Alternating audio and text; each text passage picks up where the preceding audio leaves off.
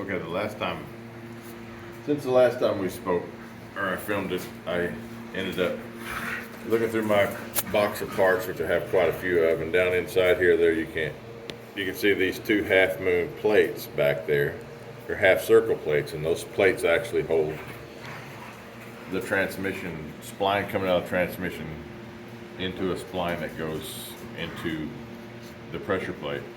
And when I looked in here, I noticed that the wire, or the bolts, had mechanics wire on them.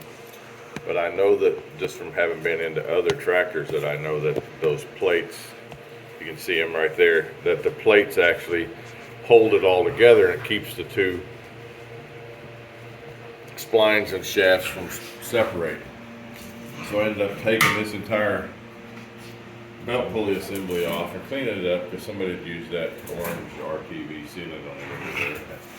No gaskets that I found. I mean, there are some that this didn't have them. So I ended up taking it all apart and then putting those two half circle pieces in, and then bolting them up, and then using mechanics wire to wire them all up again so they won't come undone, and you have everything just come apart and tear stuff up.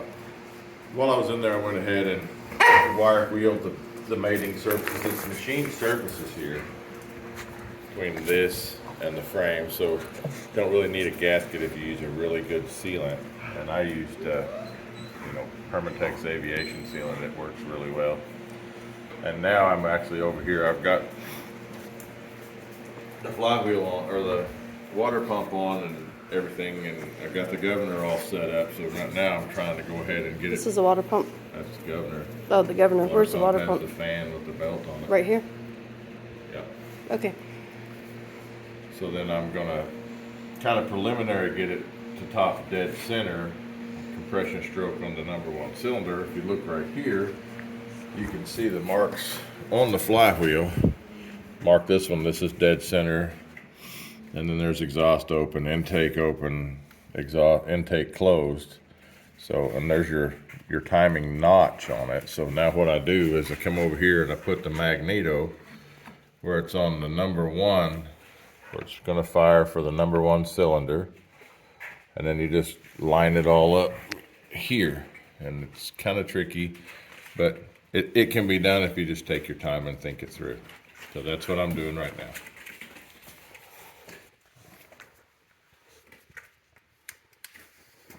Your magneto looks good. Thanks. So what I've done I like the little IHs on the side. Yeah, so what I've done here is I've actually put a nail in here to essentially raise the pawl up on the impulse, so I can actually turn this magneto and it don't have to worry about it going through the impulse coupling, snapping it. So I put it right where it should be at #1. So I'll get my distributor cap. If you look right, here's #1. And when this little brass piece that looks kind of like a T touches this carbon, that should be #1. And that looks pretty darn close. So I'll pull this all the way up. So that looks good. So now I've just got to come through here and try to get everything all kind of lined up. So this little piece goes on here. And then if they don't line up, then I have to remove these two bolts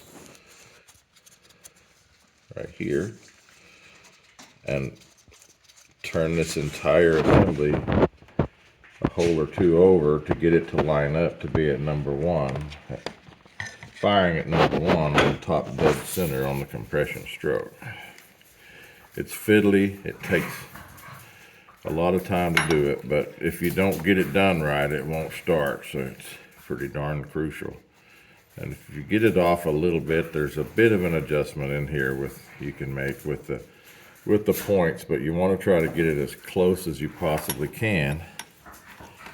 So here's those two pieces. So I take this out. This is just a shim.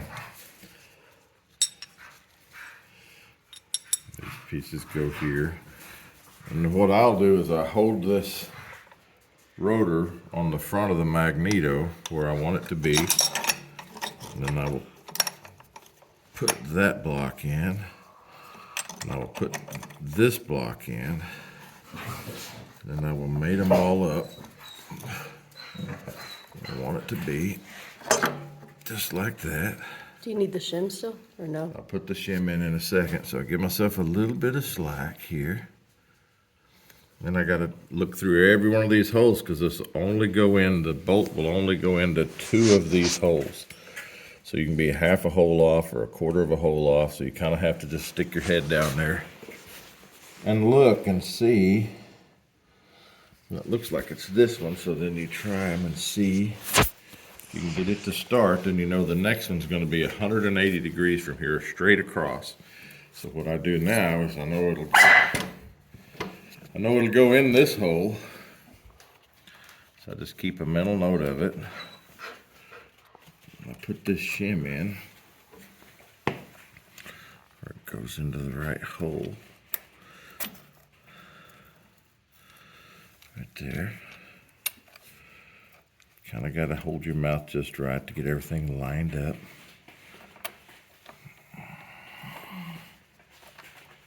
Get one started. And then I will put a couple of bolts in to hold the magneto into place.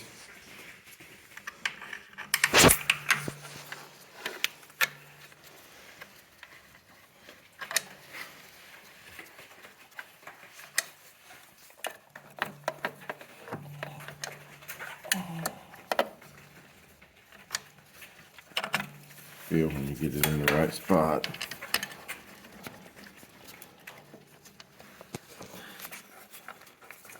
Get started, there's one.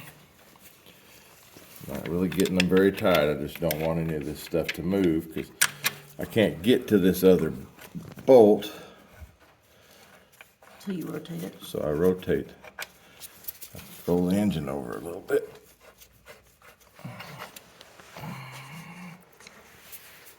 And then I tighten it up. And then I'll check it. So I'm just rolling it with the fan.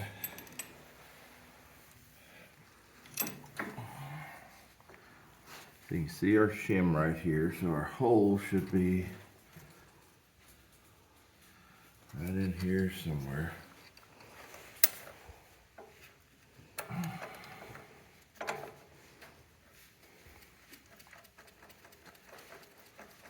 Okay, so that's kind of made up.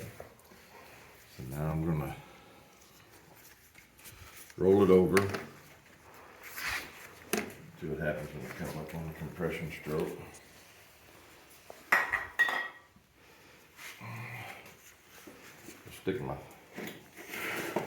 Wet my thumb and I put it over the cylinder so I can feel it coming up on compression.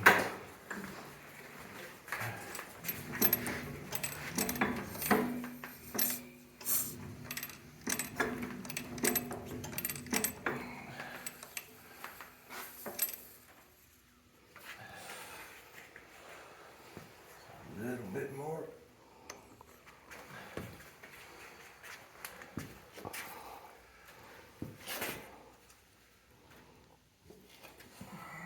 So we're at the notch here. And we're at number 1 right here, so we should be tied. So pretty close. And then you just put that second bolt in and tighten everything up. Put 2 more bolts on the bottom and tighten these up here. Put your distributor cap on. And I should be timed. My magneto should be timed to fire at top dead center on number 1 cylinder.